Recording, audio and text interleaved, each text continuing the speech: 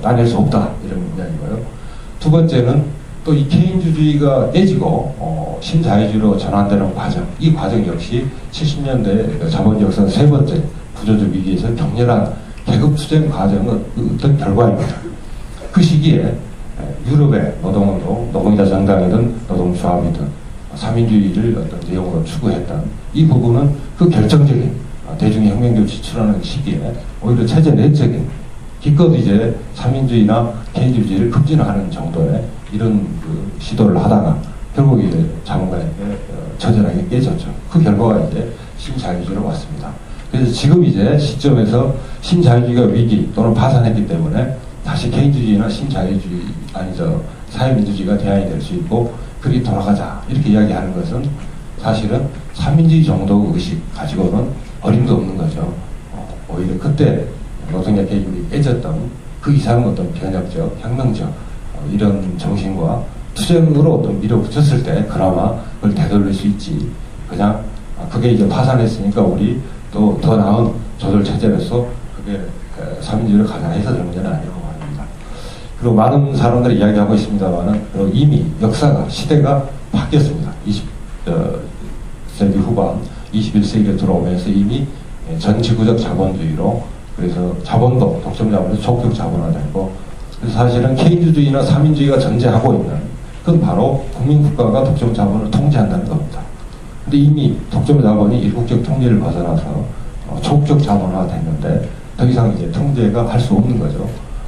또 국제 케인주의 같은 것도 마찬가지입니다. 더 나아가서는 그건 어떤 세계 국가가 있어서 그런 초국적 자본들을 통제하고 규제를 해야 되는데 지금 오히려 양상은 오히려 미국의 유일 패권이 헤게모니가 무너지는 그래서 제국주의 질서가 후퇴한 이런 양상으로 가고 있기 때문에 그런 어떤 세계 국가가 있어가지고 또는 그런 정도 어떤 규제를 가질 수 있다. 이것도 비현실적이라고 생각이 되고요. 그것도 만약에 가능성이 있으려면 그것도 마찬가지 전 세계 노동자 계급이 혁명적 투쟁이 고양돼서 그야말로 국민국가로 분열되어 있지만 소극적 자본들이 단합해서 이대로 가면 다 나가니까 우리가 좀 양보를 하자.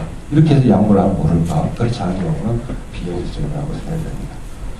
그래서 그런 점에서 우리가 좀 역사에서 배운다면 역사적 교훈을 얻는다고 생각을 하면 지금 어떤 개인주의나 그 사회민주주의를 21세기 현재 자본주의에서 대안으로 생각하는 것은 전혀 좀 현실에 맞지 않다 이렇게 생각을 합니다. 이제 마지막으로 안태원 교수님 발표와 관련해서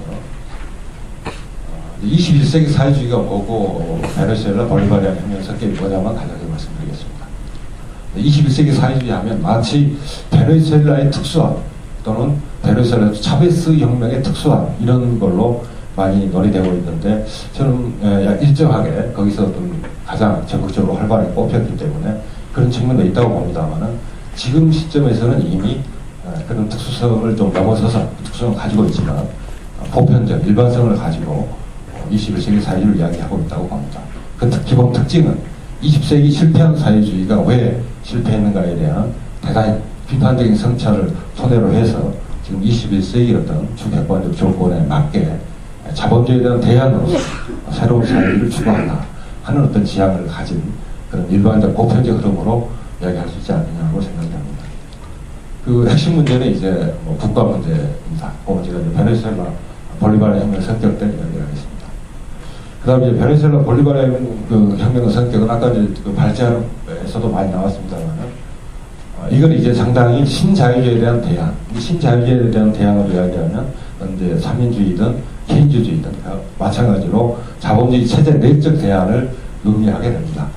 저는 외형상으로 지금 진행되는 것은 그런 측면이 분명히 있다고 봅니다. 나타나는 것은. 그러나 문제는 이 볼리바리아 혁명의 지향점, 특히 그걸 주도하고 있는, 밀고 나가고 있는 어떤 혁명 주도 세력이나 대중들이 어떤 목적 의식과 이념을 가지고 하느냐, 이게 중요하다고 보는데 그 점에 있어서는 분명히 이론적 실천적으로 자본주의가 아닌 자본주의를 넘어선 사회주의, 그러나 20세기가 낡은 사회주의가 아닌 새로운 21세기 사회주의를 목적의식적으로 지향하고 있는 그런 걸로 봐야 된다고 생각합니다.